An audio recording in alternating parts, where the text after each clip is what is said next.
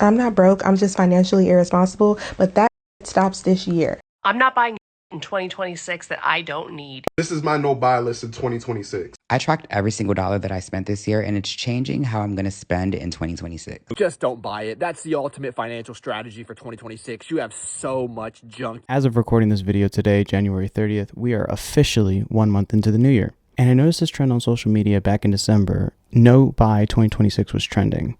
If you're not familiar with the concept, basically people have become aware of their bad money spending habits or their overconsumption. And there's this trend that's picking up where people are swearing off buying anything unnecessary in the new year, which I think is a really positive trend. And I think a lot more people need to see videos like this to open their eyes, maybe to see how their money habits might not be the best. So I want to take a look at some of those videos and talk about them.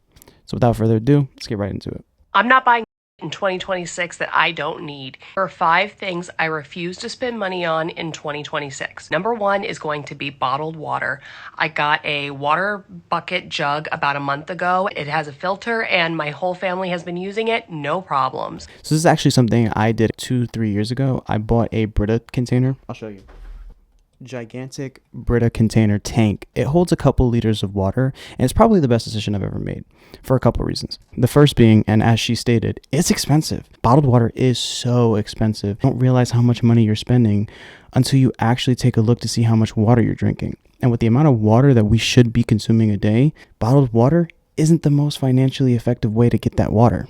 And 2, plastic is terrible for the environment. When you consume all these water bottles, it's just more and more plastic being produced. Yeah, I know some of it might be recycled, but still, it's just plastic that you're consuming. Where with a Brita, it's really only just the tank, and then you buy 2 options. There's a 1-month filter and a 3-month filter. I do the 3-month filter, so I don't really have to worry about it for a couple months. So just pop it in there and leave it. And it honestly tastes just as good. Like, I get my filtered water straight from a tap, which is already filtered by the city. And then I have that extra layer of filter, and the water's great. Put it in the fridge, it's cold. I love cold water, and it saved me so much money. So this is actually a really good one. Number 2 is going to be any new shoes. I have 10 pairs of shoes that I pretty much stick to, and the rest just sit in a closet collecting dust, so I'm not buying any new shoes. Guilty. I have spent more than I care to discuss on sneakers. Specifically, I used to really be into high-end luxury kind of sneakers. The worst financial decision I think I've ever made in my life is I spent $2,000 on 1 pair of sneakers. It was this sneaker, the Yeezy 750. It was my grail shoe at the time. I literally couldn't breathe without it. And I decided, yeah, why not? I work hard for my money. And you know the worst thing about that is I put it on Affirm. I literally buy now, pay later that shoe. Yeah, it took me a year to pay off. Worst financial decision I've ever made. Number 3 is going to be any more Stanley cups, coffee mugs, water bottles. Unfortunately, I have about 7 or 8, but I am done getting a new one every season to match to a different handbag. This one I genuinely don't understand. I have 2 water bottles. I have a Hydro Flask and I have a Yeti. One of them is 40 ounce and the other is 32. Reason that I have 2 of them is because I work out every other day. I weightlift for 2 hours at a time. I don't like to go back and forth to fill up my water bottle. So having 2 water bottles on me is best for me. I don't get having 5, 6, 7, 8, 12 Stanley cups. I've seen some people that have 20, 30, 40 Stanley cups, and it's like, why? Because of a different color? Are you serious? It's not an accessory. It's a tool for water consumption. Some people treat them like they're accessories, and I can't understand that. It's not like a phone case. Stanley cups can go up to $25, $30, $35 for 1 cup. The thing I'm not going to be buying in the new year is going to be any skincare products. I have enough, so I am going to be doing Project Pan for skincare products to not purchase anything else for 2026 for my face. This is a crazy one. I've actually seen firsthand how expensive these skincare products are. I've gone to Sephora and Ulta for loved ones to purchase them something for either a birthday or special occasion, and it's ridiculous. Little creams, face lotions, body scrubs, they cost anywhere from $50, $80, $90, $100, $150 for some small container of a product that you probably are going to have to re-up on every month, maybe. It's ridiculous. It really is one of those things that you can easily overconsume. And I've seen so many examples online of people overconsuming skincare. And I'm sure all that skincare is not good for your skin. It probably irritates your skin and it's probably not the best for you. I'm not a dermatologist, but you know, it's just my 2 cents. I'm not broke, I'm just financially irresponsible, but that stops this year. So let me show you guys everything that's on this list because I have a shopping problem. Unfortunately, my ADHD leads me to hyperfixate on things, and it's like I have to have it. Shopping boosts my dopamine.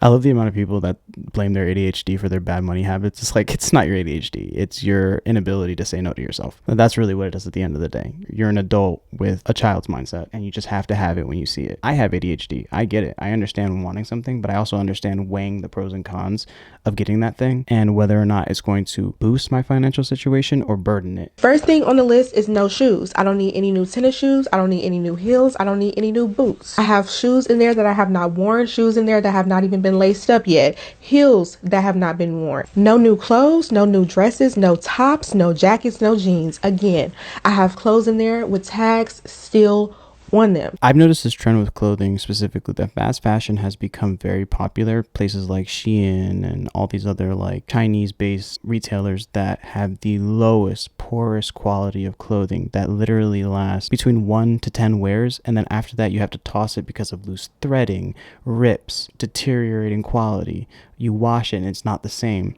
And it's like partially to do with polyester. Also has to do with the fact that these places are mass producing these things with the cheapest quality they can in mind because they want to keep profit margins high. I'm a firm believer in buy it nice or buy it twice. If you're not buying a quality product, if you're not buying something that's 100% cotton, linen, what's the point of buying it? You're putting plastic on your body, which is what polyester basically is. I don't think your body's going to love that. I don't think your wallet's going to love that either. No nail supplies, no press-ons, no lashes. I have a drawer full of lashes, and a drawer full of press-on nails, and a drawer full of nail supplies. The service-based industry. So this is something that has also affected me. As you can tell, I'm a very hairy individual. I have very long hair, very long beard. I was spending a lot of money going to a barber just to get my beard done. Every time I went to the barber, which for me, my hair grows really fast, $40 to $60. And it would have to be every 2 weeks in order to stay fresh. I started doing it myself. It's unaffordable. This beard, it's very difficult to maintain. I had to learn. I had to buy clippers, buy straight razors to learn how to do this because I could not afford it. I remember you used to be able to go to a barber and get a $20 cut. Those days are gone, long gone. There's some barbers that are charging $80, $100 for one cut. I'm good. I'll do it myself. No new books, especially self-help books. Now, fiction books, once I finish the fiction books that I have, I will repurchase more because I don't have that many. But as far as self-help books go, I have so many spiritual books and self-help books, I don't need any more. So no spiritual books, no astrology books, and no self-help books. This one I'm a little on the fence about. I see books as an investment in yourself, or it could be a hobby. Either way, it's not typically too expensive to purchase a book. Books, I think, probably range between $15 to $25. I read myself. Actually finished the 3-Body Problem series recently. And it's a great way to pass time. It's also a great way to save money and not go out. It's entertaining. You can just sit down and get lost in a book. That's how I spend my time now. It's how I save money. But if you're not reading the books and you're just buying them to sit on a shelf, then yeah, you're going to have to reevaluate your situation. Maybe read your books. Which brings me to my next thing. No new Bibles. I have 7 Bibles. What do I need all these Bibles for, bro? I genuinely was wondering the same thing. Look, if you believe in faith, if you practice your religion, more power to you. She probably lives, statistically speaking, as most Americans do, in a 2 to 3 bedroom apartment. There are not enough rooms in your house to fit each one of your Bibles. You could have 2 Bibles per room with one left over. What do you need all those Bibles for? Correct me if I'm wrong. Pretty sure they all have the same stories. Like, I could be wrong, but I'm pretty sure they all say the same thing. I don't need any new journals. Now that, I don't know, because I just found Journal Talk and it is some new journals that I want, you know, no new pens, no new highlights. Again, what do you need more than one journal for? I journal on my iPad. My iPad is also my e-reader. It's also how I watch YouTube when I work out. It's a multi-purpose device. Get one thing that can do many things, or get one thing that does one thing. You do not need a journal for every day of the week. That's ridiculous. That's overconsumption. Letters, no book supplies. I don't know. I don't know if I can actually stick to that, okay? Because I do want some markers that are like about $300. But we're gonna see. We're gonna see. $300 casual, like, we'll see. I can understand artists spending $300 on markers if it is your job, or if it's a hobby that you genuinely don't do anything else, you don't invest any other money in. Go ahead, spend $300 on markers. It doesn't really seem. It seems like overconsumption is her hobby. So buying $300 markers is just part of her hobby, which is overconsumption. She'll probably find something else. No new hobby stuff. I'm always trying to start a new hobby. I have a piano under my bed. I have Legos. I have clay. I have yarn for crocheting, and I have not done any of that. I don't need a new hobby, bro. That is because your hobby is collecting things.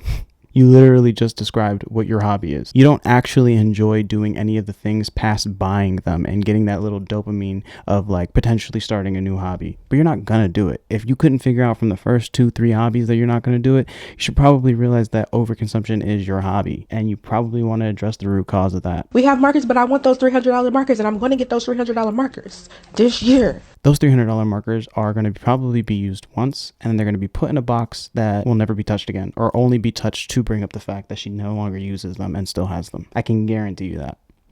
I don't know how I'm going to hit diamond status at Ulta this year. I have to spend $1,200 to do that. She said it like it's an absolute must, like a necessity. She has to be a diamond member, because if not, she loses her status and she loses her ability to buy more things at a discount. She can't have that now. No tech or camera gear. I might get the DJI, or if I could get my hands on a Canon G7X, I am definitely getting that. I don't care. I don't need any more tripods. I don't need any more lights. I have 2 ring lights, 3 panel lights, and then 2 big ass camera lights. I don't even do content like that. I don't post my content. How about that? Because I do content. I just don't post it. I've been doing content. It's like, you don't need a new camera. Your iPhone is probably going to work best in most situations. So what do you need another camera for? If you're not producing content with the stuff that you already have, you're probably a new camera lens, a new microphone is not going to change that. The only thing that's going to change that is you. Do you see what I mean? She's literally not even posting content, but she absolutely needs the G7X. Why? To post on Instagram once or twice a year? It doesn't make sense. Like logically, like you just want things because either you see other people have them or you're just addicted to buying them. This is not healthy. This is not sustainable. This is borderline hoarder status or mentality. Collect and never actually use any of these things. And sometimes these things sell out and the people that are buying them don't even use them. So someone that wanted it, that actually was going to put it to work, they don't get the ability to buy it now because you guys are over consuming and buying them and not even using them. So like, what's the point? I have about 50 workout plan ebooks and I'm still big. At least she's self-aware, you know what I mean, for this aspect of the video, because that's a good point. You have 50 ebooks to help you work out, lose weight. It don't look like you reading any of them, and that's no shade to her. She even admitted it herself, but it's like, come on now, like you just literally consuming because you think this new product is going to get you where you need to go. No random Target runs or Amazon scrolls, because I just be scrolling on Amazon, letting Amazon tell me what I need. I actually deactivated my Amazon Prime membership and deleted the app. I don't even have Amazon on my phone anymore because I'm guilty. It's a problem because you see something nice and shiny on Amazon and the way it works now is you can get it within the next 3 hours. You can get it literally within the hour with the way that Amazon shipping works now. It has made overconsumption even worse because people can just get it right then and there. I had to delete it off my phone. If I need something, the extra step to have to get to the store and get up and go get it actually helps me determine whether or not I actually need that thing or if I just want it. It's honestly been one of the best moves I've made when it comes to my spending habits. No kitchen appliances. Other than a Ninja slushy machine, I need a George Foreman grill because my George Foreman grill broke. What do you need a Ninja slushy machine for? Didn't she just talk about wanting to lose weight? You do not need no damn slushy machine. Slushies are meant to be had as a treat every once in a while. Need and want are the same thing in some people's minds. This is my 2026 no buy list. First thing we have is any sort of cologne or perfume. I am very fortunate. I get sent a lot of cologne and perfume, and after a while, they all start to smell the same. Honestly, I understand needing maybe 1 or 2 scents. I have 2 colognes that I use. One that I have for everyday use, and the other that I have for special occasions. Other than that, I have 2 colognes, and that's it. It's not like somebody's gonna come up to you and be like, "Yo, you smell exactly like you did yesterday. What's good with that?" Like, I don't think people care that much. Next up is sunglasses. Regardless of how many pairs of sunglasses I own, I always wear the same pair every single day.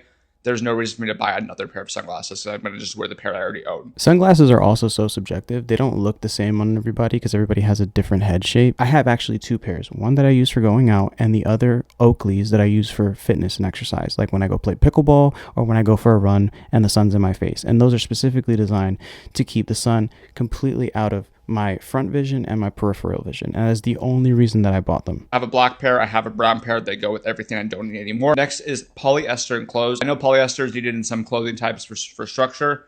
However, if it's all polyester or more than half polyester or polyester is used in a way that's not for structure, I'm not buying it. Canceling plastic 2026. Even if that means I'm paying more for better quality, I'd rather buy it nice than buy it twice. I have tons of clothing that I've spent a lot of money on that I've had for years that still look great on me, that still fit well, because I bought them in my adult years when I wasn't growing anymore.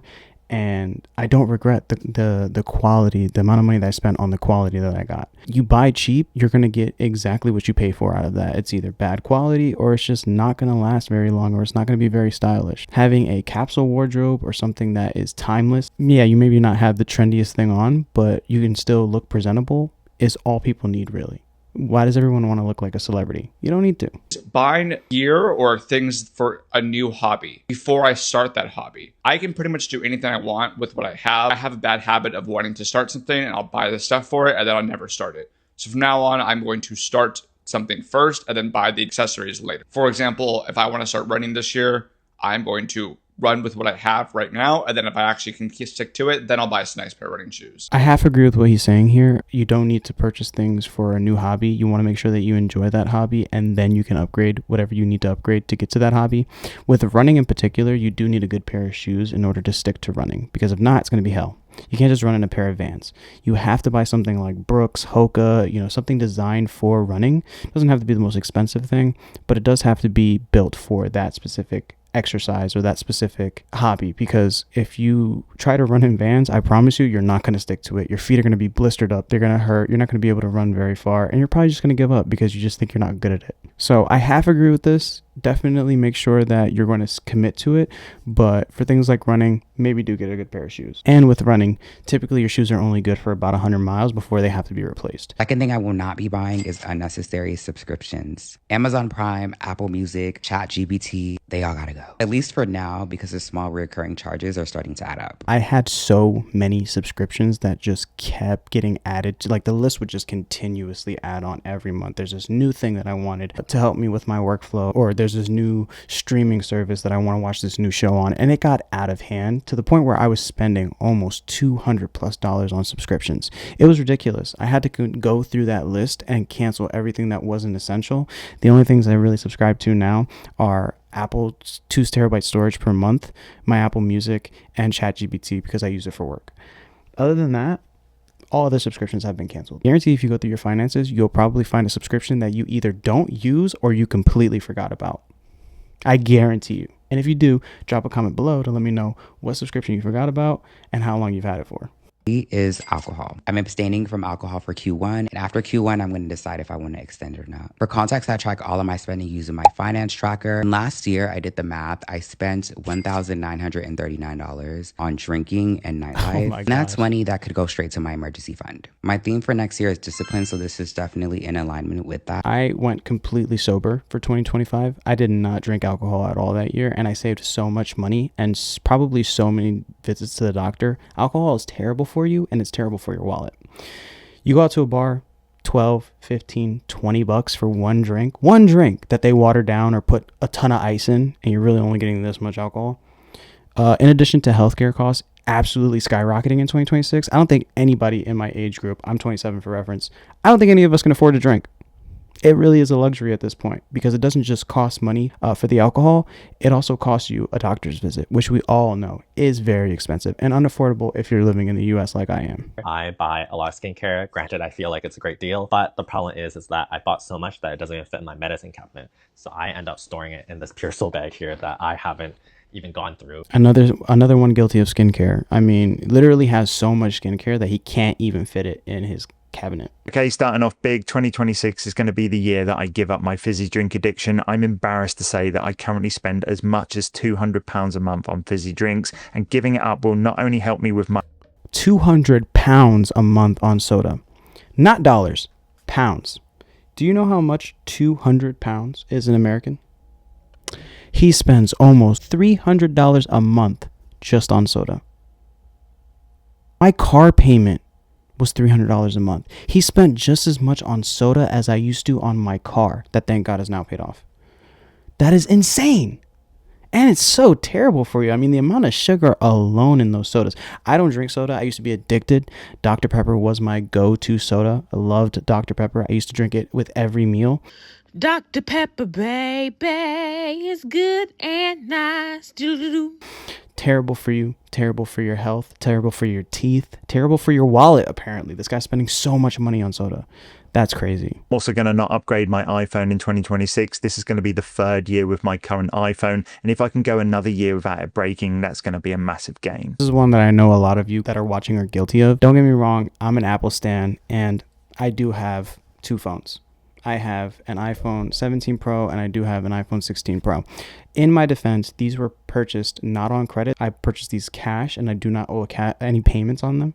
They were purchased outright. I also run a business, so I do need two phones to have a business phone and a personal phone. Yes, I could do the dual SIM thing on one phone. That's going to drain my battery a lot quicker, and it also doesn't allow me to disconnect from business on the weekends. So I decided to do a whole nother phone. But this is something that a lot of people, even myself, are guilty of. You don't need the latest phone, especially if you're putting it on a payment plan or a credit card that you can't afford.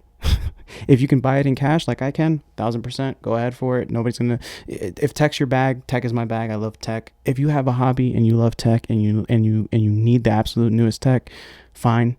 Don't put yourself in a financial bind to do it. Don't put it on a credit card. Don't put it on a payment plan, because you're just putting your future self to work to pay it off. Next thing is going to be a rule set on no buy now, pay laters. If I can't afford it outright, then I definitely can't afford it in 3 different payments. This is exactly the point that I was trying to make with the iPhones that I have. A lot of people use buy now, pay later, not just for tech, but for frivolous things like food, clothes, really just burdening your future self to have to pay off these finances or these things that you probably aren't even going to be using in a couple of years, but that you're still paying off. And I'm going to limit myself to £50 per month to spend on my hobbies. I've recently got into collectible card investing, and I've already seen how easy it can be to overspend on different types of packs and things like that. So I've set a rule of £50 a month that I can spend on this, and I think that's a nice amount just to keep me entertained throughout the year. Pokemon cards have absolutely exploded in the past couple of months.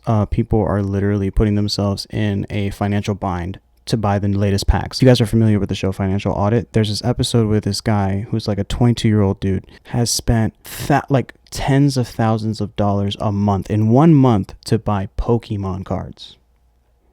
Pokemon cards. He didn't even make tens of thousands of dollars a month in order to finance that habit. He was using credit cards.